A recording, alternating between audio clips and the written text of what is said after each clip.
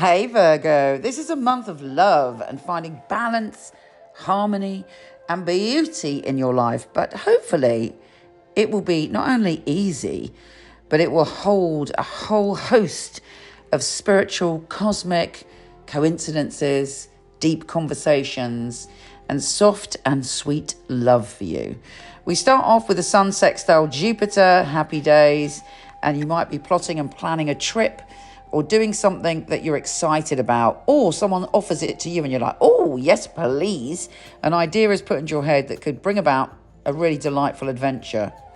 With Mercury sextile Uranus on the 4th, again, unexpected conversations. If you're in a relationship, it could be with a partner, and you decide that you want to stretch and grow and do something daring or exciting together. If you're single, you may meet someone daring and exciting. And if you're not into relationships, or you're celibate or asexual, it will be something that fills your heart with joy and another human that brings you a great deal of love and intimacy. Now, Mercury conjunct Neptune. Again, there's something profound happening on the 8th, where you kind of see things, you realize what you want and need from relationships, whether they're friendships, even business partnerships, or love relationships. There's a profound and deep conversation. Now, be careful that if you're unhappy in a relationship or you're single, that you're not kind of falling into a romantic fantasy, because it could be that you meet someone that you almost like you feel you've got a past life connection with. There's something between you that is very deep and profound. But, you know, Neptune is full of illusions as well as spiritual enlightenment. Make sure it's the spiritual enlightenment and not the illusion. You'll also be tempted to sort of egg each other on to be really dreamy, or perhaps cross the boundary when it comes to overindulgence. Anyway, who am I to preach? I love a bit of overindulgence. But, you know, within this, there is a profound and fabulous spiritual revelation. Now, Mercury enters Aries on the 10th, and you're feeling deep. You're a psychic detective. You can look at someone and you can go, I've got your number. I know what's going on deep inside of you. No one can hide anything from you, although you yourself may be tempted to hide things or get involved in something a little bit surreptitious, a little bit secretive, a little bit naughty. So watch out for that.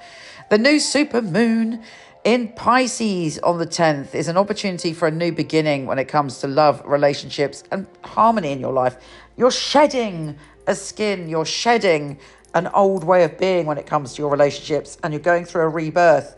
You're going to the next vibrational level of being able to relate when it comes to your intimate relationships. So where do you want to take it? What do you want to let go of? What are your fears around intimacy and connection? And if you were fearless and you had lived a life where you only ever knew love, how would you step into love right now in all its myriad forms?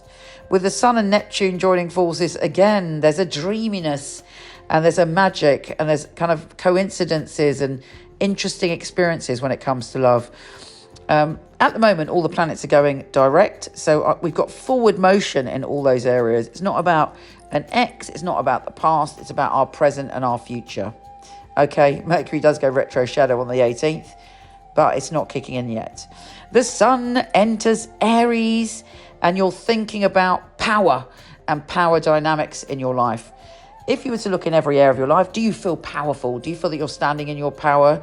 Do you feel that you can express yourself without having to kind of duck and dive and say things in a roundabout way? Because after the 20th, it's all about you coming into your power and healing any situations. Could even be from your past or your childhood where you felt powerless. With Mercury and Chiron joining forces, there's a big healing and a conversation that may salve a wound in you. And you're like, okay, I feel strong enough to express my power. And you're taking your power back. If you've given it away, you are grabbing your power and you're like, no, I know who I am.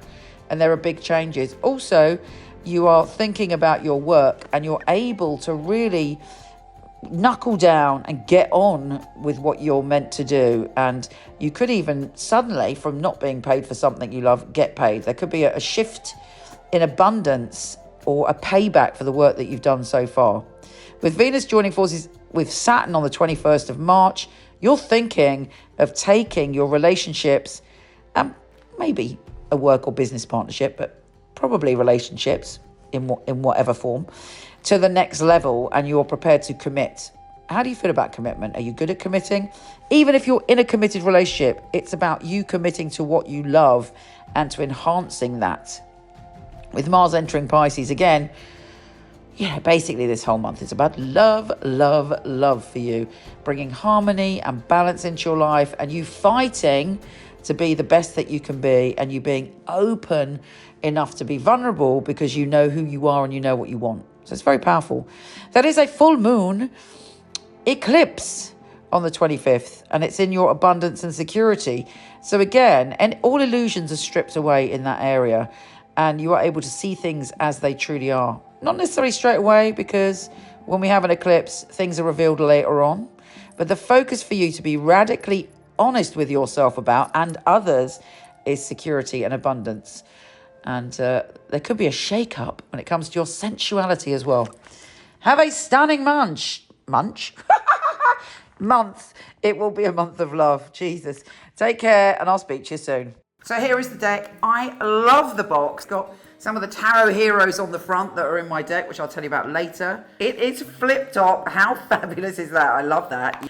And then you have the little booklet here.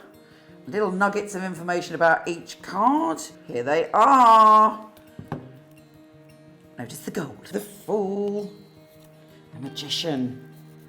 The High Priestess, which is so important because it is Pamela Coleman Smith. She was the illustrator of the original Rider-Waite. And I have 3 Lovers cards. The Chariot, Strength, the Hermit, various heroes here. This is Anna May Wong. So I've got this leaflet that comes with the pack. It gives you one line of straight to the point wisdom about it. But this is the book.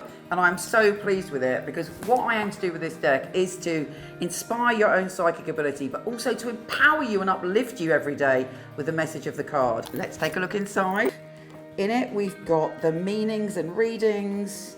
All my knowledge is in this book, all my love and all my heart.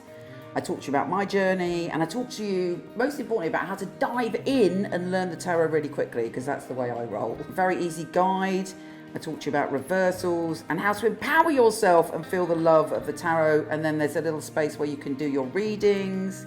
And at the back, really importantly, I talk to you about all the card characters, the amazing things they did in the world to inspire us. Just to give you a taster, let's pull a card to see what we've got. Well, that is a great card. The 9 of Cups, the Wish card. The most basic interpretation of the 9 of Cups is that you're being given a massive cosmic yes. This book is my life's work. I've been doing tarot basically from when I was born.